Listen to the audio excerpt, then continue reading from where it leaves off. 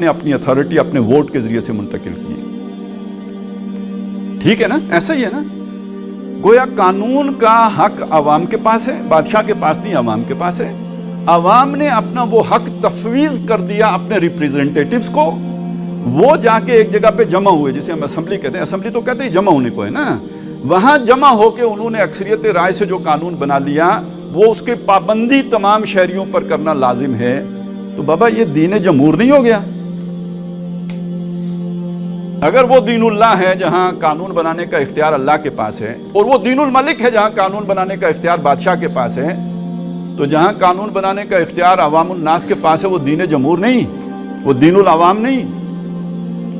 تو آج کا دور جس میں ہم جی رہے ہیں، یہ در حقیقت دین جمہور کا دور ہے. ایک اور دین بھی ہے، وہ بھی میں آپ کو سمجھا دیتا ہوں. اور وہ دین ہے جو رشیا میں اور چائنا میں رائج ہے. یہ مجھے اس لیے سمجھانا پڑ رہا ہے کہ ہمارے ہاں چائنا ماڈل کا یعنی کچھ لوگ ڈفلی بجا رہے ہیں نا، تو اس کو بھی سمجھ لیجیے وہ کیا ہے. اس کا معاملہ جڑ جائے گا ملوکیت کے ساتھ. اس کو سمجھنے کے لیے دیکھیے، ملوکیت کو ہم کیوں برا کہتے ہیں؟ کہ اللہ تعالیٰ نے جو اختیار امت کو دیا تھا، وہ اختیار ایک قبیلے نے اپنے لیے خاص کر، یعنی اپنا خلیفہ بنانے کا اختیار امت مسلمہ کو دیا تھا. ایک خلیفہ تو اللہ کا خلیفہ ہوتا تھا نا. نبی ہے جو وہ اللہ نے اپوائنٹ کیا، وہ اللہ کا خلیفہ ہے. حضرت ابوبکر اللہ کے خلیفہ نہیں ہیں، وہ خلیفۃ المسلمین ہیں. ان کو مسلمانوں نے منتخب کیا ہے. خلافت راشدہ کے بعد یہ اختیار مسلمانوں کے پاس نہیں رہا، بنو امیہ کے پاس چلا گیا کہ جس کو وہ خلیفہ بنائیں گے وہ خلیفہ ہوگا. سمجھ آئی؟ حقیقت میں وہ خلیفہ کس کا ہے؟ بنو امیہ کا. مسلط کس پر ہو گیا ہے؟ امت مسلمہ پہ ہو گیا. بعد میں ان سے یہ حق چھین لیا کس نے؟ بنو عباس نے. اور بنو ہاشم کو خاص طور پہ جو ہمارے سید جو حضرت علی رضی اللہ تعالیٰ عنہ کی اولاد ہے، ان کو یہ اختلاف یہ رہا کہ بھئی یہ ہمارا حق ہے، یہ بنو امیہ غاصب ہیں. اور بعد میں یہ کہ یہ بنو عباس غاصب ہیں، اصل میں تو ہمارا حق ہے. جو حضرت علی کا خانوادہ ہے، حق اس کا ہے. تو جو ہم تک اسلام کی تعلیمات پہنچی ہیں، یہ حق نہ بنو ہاشم کا ہے، نہ بنو عباس کا ہے، نہ یہ بنو امیہ کا ہے. یہ حق امت مسلمہ کا ہے.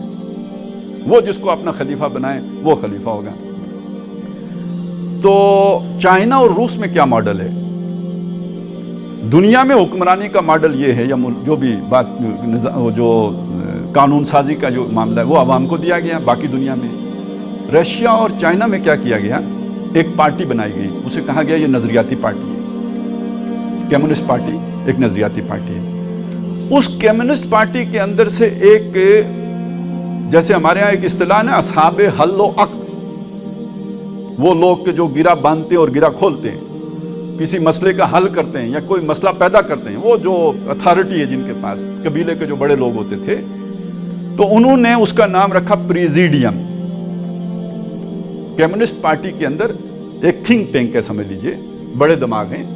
ان کا ایک اکٹھ ہوتا ہے، جیسے ہمارے فوج کے کور کمانڈر بیٹھتے ہیں، یہ فوج کا ایک بڑا اکٹھ ہے، اس کے گویا اصحاب حل و عقد بیٹھتے ہیں.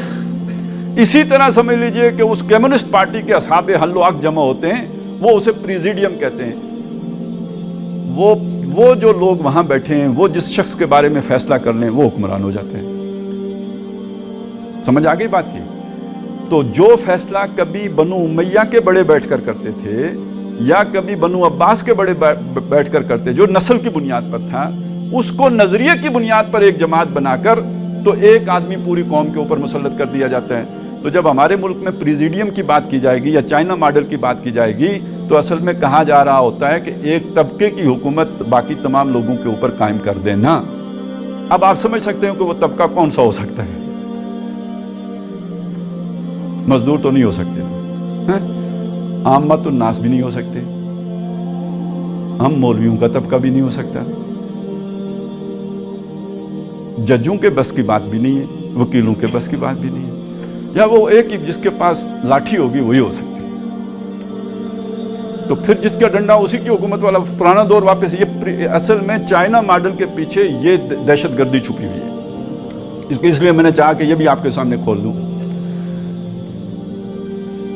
اب یہاں آ کے آپ سمجھ لیجئے کہ چائنا